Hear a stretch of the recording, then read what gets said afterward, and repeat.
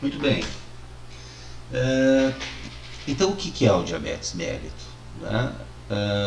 Diabetes mellito é uma doença crônica que atinge o metabolismo de macronutrientes, particularmente os carboidratos, lipídios e proteínas, em função da ausência ou da deficiência da ação da insulina, que é um hormônio peptídico, né, produzido no nosso pâncreas, onde em alguns casos, particularmente diabetes tipo 1, esse hormônio cessa, o pâncreas cessa a sua produção, e também pode ocorrer uma redução da produção do diabetes tipo 2, um déficit da resposta da liberação da secreção de insulina no diabetes tipo 2, bem como uma dessensibilização, ou seja, uma diminuição da resposta dos tecidos à ação da insulina já pré-existente. Isso ocorre também, particularmente no diabetes chamado tipo 2. Uma das características dessas alterações metabólicas, que é evidenciada, que é talvez uma das principais evidências para diagnóstico do diabetes, é sem dúvida a hiperglicemia, né? Tanto a hiperglicemia, que são os níveis, né, de glicose no sangue, tanto a hiperglicemia pós-prandial, que tende a se elevar acima dos níveis normais, e também ao longo do tempo pós-prandial, quer dizer, após a alimentação, onde há necessidade de maior liberação de insulina, exatamente para que haja uma redução dos níveis de glicemia, entre outros efeitos, né? Então, em nível pós-prandial, ocorre um pico exagerado de glicemia, seguido de uma diminuição da velocidade de descida dos níveis de glicemia, né? Que onde o ideal que normalmente após 2 horas, a administração de uma carga padronizada de glicose, né, essa glicemia ela esteja abaixo já de 140 mg por decilitro. Mas particularmente um valor bastante importante de diagnóstico do diabetes é a glicemia de jejum, né, onde se preconiza que ela deve estar, né, abaixo, né, de 100 mg por decilitro no jejum, no ideal abaixo de 90 mg por decilitro. E caracterizando também pré-diabetes, né, valores de jejum entre 100 e 130 e diabetes acima de 130 mg por decilitro no jejum. Então, uma das alterações metabólicas de carboidratos, ou seja, relacionado com a glicose particularmente, é a tendência de manter níveis altos de glicose no meio extracelular, particularmente na circulação sanguínea, onde nós podemos monitorar. E isso ocorre por 2 motivos. Um motivo a gente pode caracterizar como um motivo associado ao efeito da insulina após a alimentação, pós-prandial, e outro motivo associado ao efeito da insulina durante o jejum, onde, claro, os níveis de insulina são bem menores, mas existem e tem algumas ações muito importantes para evitar o que a gente chama de hiperglicemia de jejum. Então, um dos motivos da hiperglicemia, de picos exagerados de glicose pós-prandial, bem como a descida lenta, né, e inadequada da curva glicêmica ao longo depois, né, da alimentação, se dá particularmente porque na carência de insulina ou na resistência à ação da insulina, né, no déficit, na dessensibilização dos tecidos à ação da insulina, ocorre menor captação tecidual de glicose. Uma vez que alguns tecidos, e particularmente aqui eu estou falando no músculo, massa magra, portanto, músculo, e no tecido adiposo, nos adipócitos, a entrada, o deslocamento, a difusão de glicose do meio extracelular para dentro das células onde ela é usada como substrato energético, ou muitas vezes ela é reservada, né? Ela se dá através então de transportadores, e esses transportadores são nesses dois tecidos, então músculo e tecido adiposo. Esses transportadores, a existência deles na membrana depende da presença da insulina. Eles são chamados de GLUTs, né? Glucose Transporters.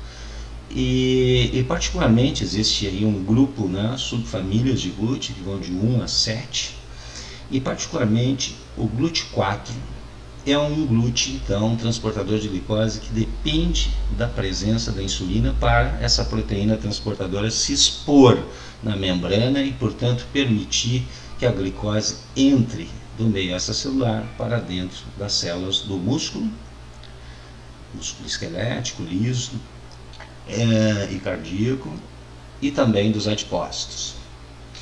Observe que na ausência de insulina, ou na baixa ação da insulina, a exposição desses GLUT4 diminui, e portanto você tem uma diminuição da capacidade tecidual de absorver glicose. Isso mantém a glicemia, portanto, alta. Esse é um dos motivos da glicemia alta pós-prandial.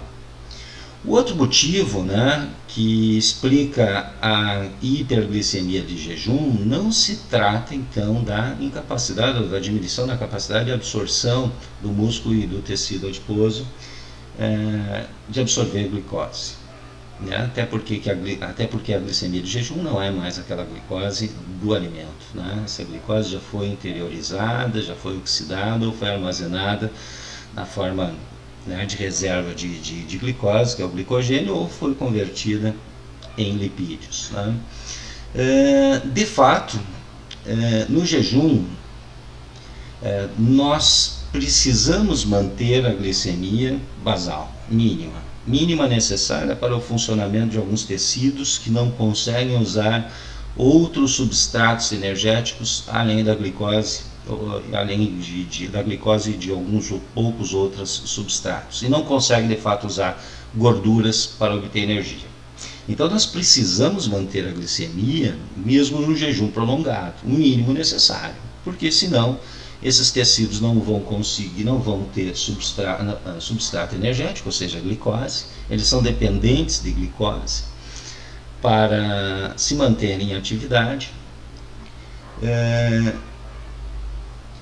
E o principal tecido, de fato, que precisa de glicose para manter a atividade, que é dependente de glicose, portanto, ao longo do dia inteiro, né, precisa, inclusive durante o jejum prolongado, precisa de glicose. Claro, usa algumas outras substâncias, mas não usa gordura, né? Não adianta a gente ter muita reserva de gordura, que esse tecido não vai usar. É o tecido nervoso. Então, nosso cérebro, nosso sistema nervoso, depende de glicose fundamentalmente de glicose para a obtenção de energia, e isso explica porque nós precisamos de manter algum nível de glicose mesmo no jejum, né? O nosso organismo então é adaptado a produzir glicose no jejum, na ausência, né, de um fornecimento de glicose da alimentação. Então nós precisamos manter. Todo mundo sabe que às vezes se vê aí uma pessoa desmaiando porque está hipoglicêmica, né? Então, se os níveis de glicemia baixarem a 50, 40 miligramas decilitro, o nosso sistema nervoso tende a desligar, ou seja, o indivíduo tende a perder a sua consciência e até em níveis menores entrar em coma e até morrer. Então nós podemos ou devemos manter os níveis de glicose mesmo no jejum. E quem faz isso, quem produz glicose no jejum, é o fígado. Então o fígado, através de um processo que nós chamamos de produção nova de glicose, ou produção de glicose nova, gliconeogênese, o fígado, particularmente no jejum, onde você não tem disponibilidade de açúcar que vem de fora, né, o fígado produz, né, de forma basal glicose e mantém nossa glicemia. Mas essa produção de glicose, ela não pode ser exagerada. Ou seja, a insulina que existe na circulação durante o jejum, que nós chamamos de insulina basal, que obviamente é uma quantidade muito menor do que aquela liberada após, né, a ingesta de uma carga de carboidratos. Tá? Essa insulina basal, ela mantém o fígado, ela põe um freio no fígado a produzir glicose durante o jejum, ou seja, a insulina basal liberada durante o jejum, ela não deixa que o fígado libere ou forme de forma exagerada a glicose, evitando a hiperglicemia de jejum.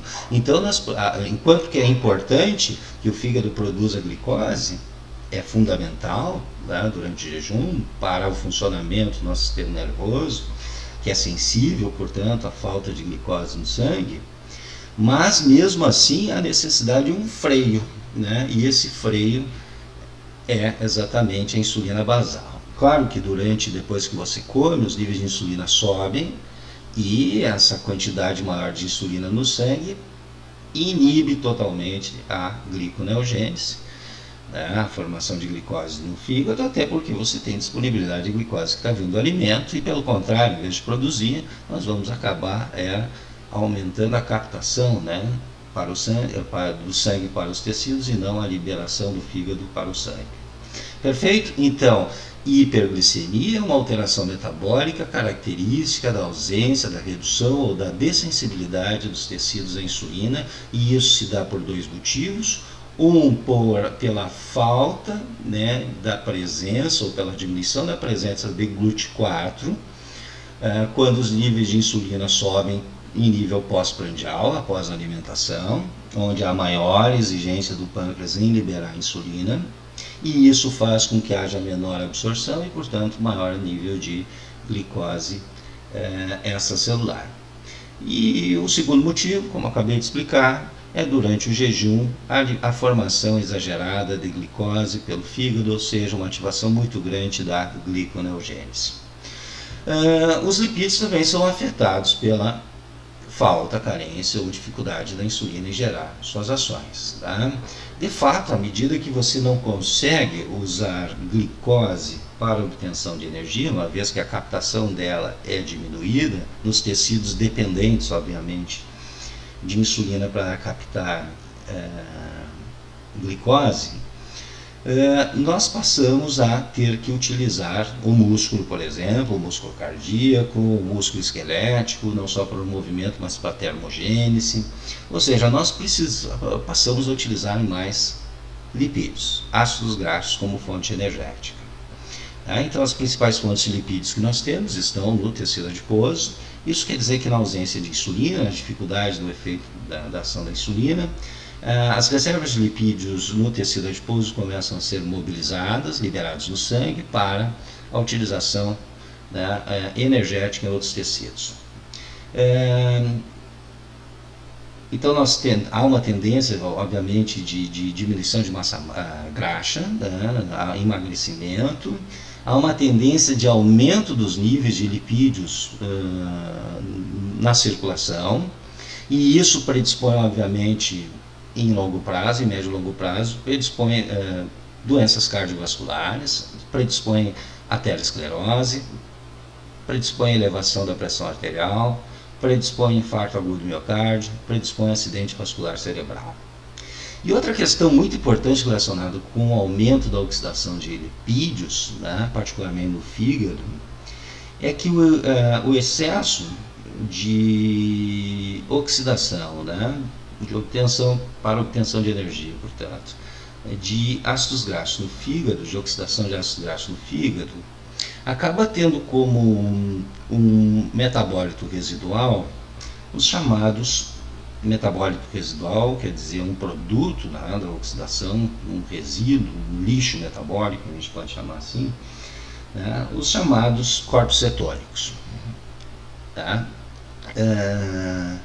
Esses corpos cetônicos, como o próprio ácido acético, a propanona, são substâncias que tendem a alterar o pH do nosso sangue, tendem a diminuir o pH do nosso sangue, ou seja, o acúmulo exagerado de corpos cetônicos no nosso organismo, em função da oxidação exagerada de ácidos graxos, e claro, isso em função da falta de insulina ou da dessensibilização, principalmente da falta de insulina, né? Mas também da dessensibilização dos tecidos à ação da insulina, pode causar um desfecho metabólico, uma comorbidade, né, associada ao não tratamento do diabetes metabólica, chamada de cetoacidose ácida.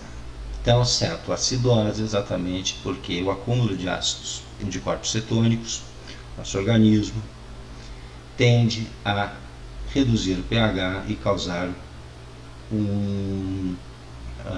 acidose, né? E isso é potencialmente fatal, né? Isso pode potencialmente levar a coma e levar à morte se não for tratado. O tratamento, obviamente, é reverter esse catabolismo exagerado, né, de lipídios através da administração de insulina. Isso vai ocorrer normalmente ou naqueles indivíduos com diabetes tipo 1, nas crianças que ainda não sabem, então estão parando de produzir insulina e de repente começam a ter muito hálito cetônico, ou seja, a característica é uma característica da cetoacidose, do início da cetoacidose, é esse hálito cetônico, né? O pulmão acaba sendo uma das vias de excreção de excesso de corpos cetônicos. Então, nessas crianças, muitas vezes que não foram diagnosticadas ainda, né, mas que ainda estão liberando um pouco de insulina, não pararam totalmente de liberar a insulina, começam a ter características de cetoacidose, diurese exagerada, muita sede em função da desidratação, e isso, respiração ofegante, e isso não só no diabetes tipo 1, né, daquelas pessoas que ainda não foram diagnosticadas, e que estão no processo de interromper a produção de insulina, mas também em adultos com diabetes tipo 1 ou 2, que já fazem tratamento e que de repente negligenciam o seu tratamento, podem entrar numa situação de cetoacidose diabética, né? E a cetoacidose diabética é potencialmente fatal, né? Deve ser tratada com insulina, deve ser tratada com reposição de minerais, particularmente potássio, deve ser tratada com reposição de volume, e isso é uma situação de urgência que nunca se deve deixar alcançar. Por fim, aqui, uma das alterações metabólicas também ocorre com as proteínas, particularmente em função da diminuição da síntese proteica. A insulina é um importante hormônio para o crescimento tecidual, para a regeneração de tecidos, para a síntese proteica. Ela ajuda também a captar aminoácidos dos tecidos, como no músculo, para que esses aminoácidos possam ser transformados em proteínas, né, sejam substratos para a síntese proteica. E a falta de insulina, pelo contrário, aumenta a proteólise, aumenta a quebra de proteínas, o desdobramento de proteínas, como no músculo, né, há uma diminuição de massa magra, portanto, disponibilizando mais aminoácidos na circulação, e já que lá no fígado, como eu disse, na falta de insulina, né, no jejum, você tem uma grande produção de glicose de jejum, né, pelo fígado. Uma das fontes principais de produção de glicose ou da gliconeogênese hepática no jejum é, sem dúvida, os aminoácidos. Então, a proteólise, a quebra de proteínas, ela acaba subsidiando a liberação de aminoácidos para uso na gliconeogênese hepática. Então você tem uma diminuição de massa magra por redução da síntese proteica. Então, né, essas alterações metabólicas, né, são basicamente catabólicas, há uma diminuição das reservas, um aumento do catabolismo dos macronutrientes em geral, e isso, se não tratado, se negligenciado, tende de forma aguda, né, ao risco de cetoacidose diabética. Mas, se não for também tratado de forma criteriosa, de forma rigorosa, né, para minimizar ao máximo, né, essas alterações metabólicas, também se eleva riscos em médio e longo prazo de doenças cardiovasculares, de doenças microvasculares relacionadas então à filtração glomerular, né, a função renal, portanto, nefropatias, a diminuição então também de disponibilidade de nutrientes e oxigênio para a retinopatia, podendo levar à cegueira, né? Além também de degeneração das terminações nervosas periféricas, o que pode causar o que a gente chama de neuropatia. Uma das características é a diminuição da sensibilidade, principalmente nas extremidades.